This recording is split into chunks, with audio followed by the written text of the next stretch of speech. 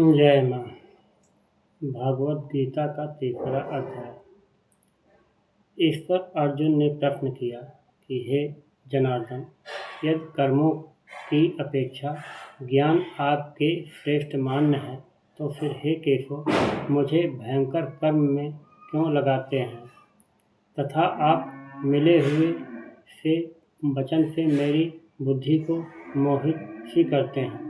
इसलिए उस एक बात को निश्चय करके कहिए कि जिससे मैं कल्याण को प्राप्त हूँ।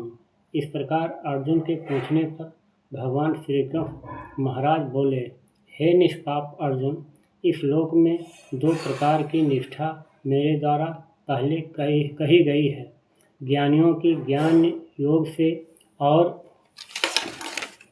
योगियों की निष्काम कर्म योग से, परंतु किसी भी मार्ग के अनुसार कर्मों को स्वरूप से त्यागने की आवश्यकता नहीं है, क्योंकि मनुष्य न तो कर्मों के न करने से निष्कर्मता को प्राप्त होता है और न कर्मों को त्यागने मात्र से भगवत साक्षात्कार रूप सिद्ध को प्राप्त होता है तथा सर्वथा कर्मों का स्वरूप से त्याग हो भी नहीं सकता, क्योंकि कोई भी पुरुष किसी काल में क्षण मात्र भी बिना कर्म किए नहीं रहता है। निःसंदेह सभी पुरुष प्रकृति से उत्पन्न हुए गुणों द्वारा परवश हुए कर्म करते हैं। इसलिए जो मूढ़ बुद्धि पुरुष कर्मेंद्रियों को हठ से रोककर इंद्रियों के भोगों को मन से चिंतन करता रहता है, वह मिथ्याचारी अर्थात दंभी कहा जाता है। और हे अर्जुन, जो पुरुष मन से इंद्रियों को वश में करके अनासक्त हुआ कर्मेंद्रियों से कर्मयोग का आचरण करता है, वह श्रेष्ठ है।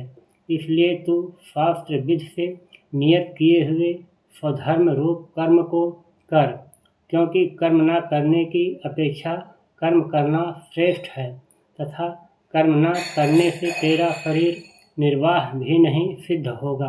हे अर्जुन, बंधन के भय से भी कर्मों का त्याग करना योग्य नहीं है, क्योंकि यज्ञ अर्थात विष्णु के नियमित किए हुए कर्म के सिवा अन्य कर्म में लगा हुआ ही यह मनुष्य कर्मों द्वारा बंधता है। इसलिए हे अर्जुन, आसक्ति से रहित हुआ उस परमेश्वर के नियमित कर्म का भली प्रकार आचरण कर। कर्म न करने से तू पाप को भी प्राप्त होगा, क्योंकि प्रजापति ब्रह्मा ने कल्प के आदि में यज्ञ सहित प्रजा को रचकर कहा कि इस यज्ञ द्वारा तुम लोग बुद्धि को प्राप्त हो और यह यज्ञ तुम लोगों को इच्छित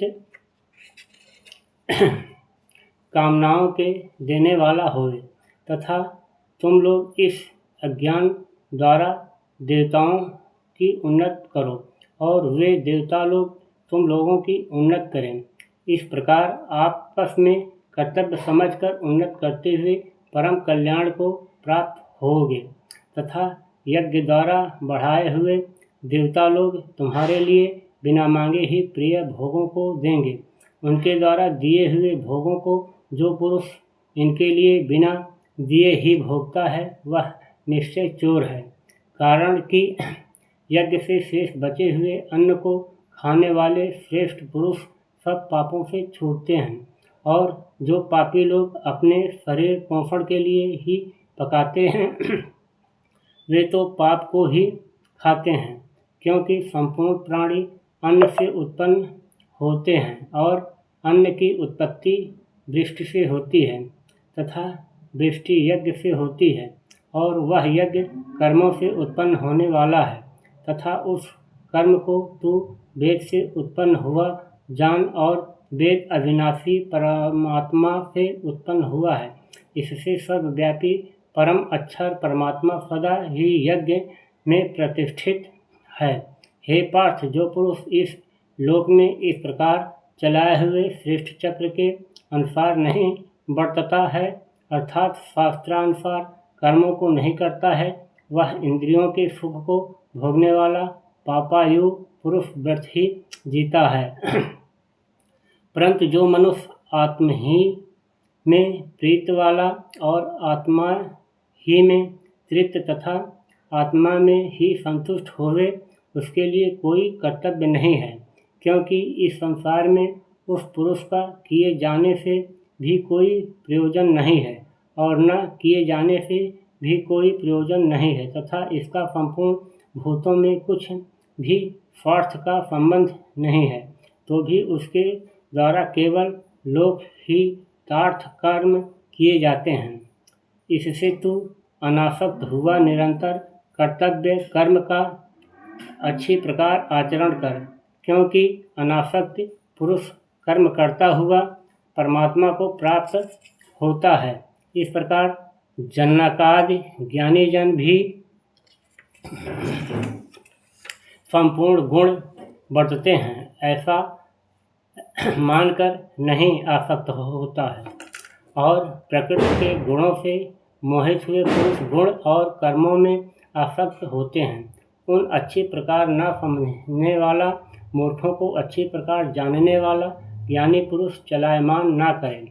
इसलिए हे अर्जुन, तू ध्यान निष्ठ चित्त से संपूर्ण कर्मों को मुझ में समर्पण करके आशा रहित और ममता रहित होकर संताप रहित हुआ युद्ध कर। हे अर्जुन, जो कोई भी मनुष्य दोष बुद्धि से रहित और श्रद्धा से युक्त हुए सदा ही मेरे इस मत के अनुसार बरतते हैं, वे पुरुष संपूर्ण कर्मों से छूट जाते हैं, और जो दोष दृष्टि वाले मूर्ख लोग इस मेरे मत के अनुसार नहीं बरतते हैं, उन संपूर्ण ज्ञानों में मोहित चित्त वालों को तू कल्याण से भ्रष्ट हुए ही जान, क्योंकि सभी प्राणी प्रकृति को प्राप्त होते हैं, अर्थात अपने स्वभाव से परवश हुए कर्म करते हैं। ज्ञानवान भी अपनी प्रकृति के अनुसार चेष्टा करता है, फिर इसमें किसी का हठ क्या करेगा। इसलिए मनुष्य को चाहिए कि इंद्रिय के अर्थ में अर्थात सभी इंद्रियों के भोगों में स्थित जो राग और द्वेष है, उन दोनों के बस में नहीं होवे, क्योंकि इसके वे दोनों ही कल्याण मार्ग में विघ्न करने वाले महान शत्रु हैं। इसलिए उन दोनों को जीतकर सावधान हुआ स्वधर्म का आचरण कर, क्योंकि अच्छी प्रकार आचरण किए हुए दूसरे के धर्म से गुणरहित भी अपना धर्म अति उत्तम है। अपने धर्म में मरना भी कल्याण कारक है और दूसरे का धर्म भय को देने वाला है।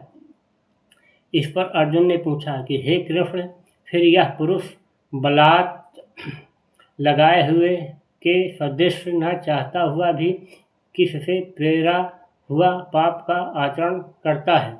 इस प्रकार अर्जुन के पूछने पर श्री कृष्ण महाराज बोले, हे अर्जुन,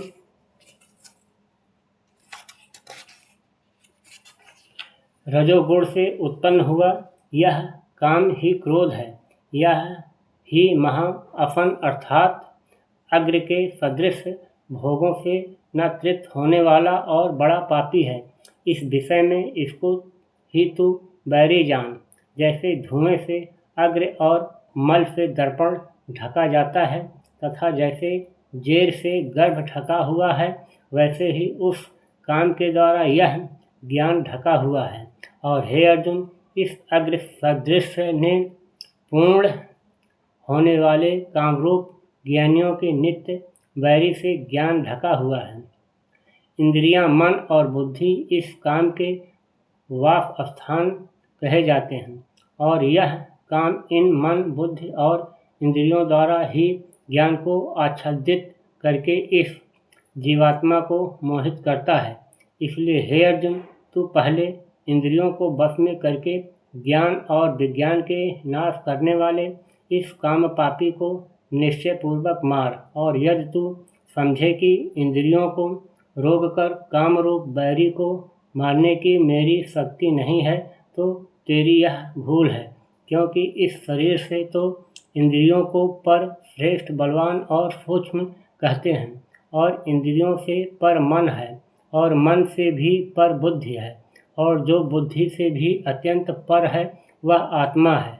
इस प्रकार बुद्धि से पर अर्थात सूक्ष्म तथा सब प्रकार बलवान और श्रेष्ठ अपने आत्मा को जानकर और बुद्धि के द्वारा मन को वश में करके हे महाबाहो अपनी शक्ति को समझकर इस दुर्जय को काम रूप शत्रु को मार।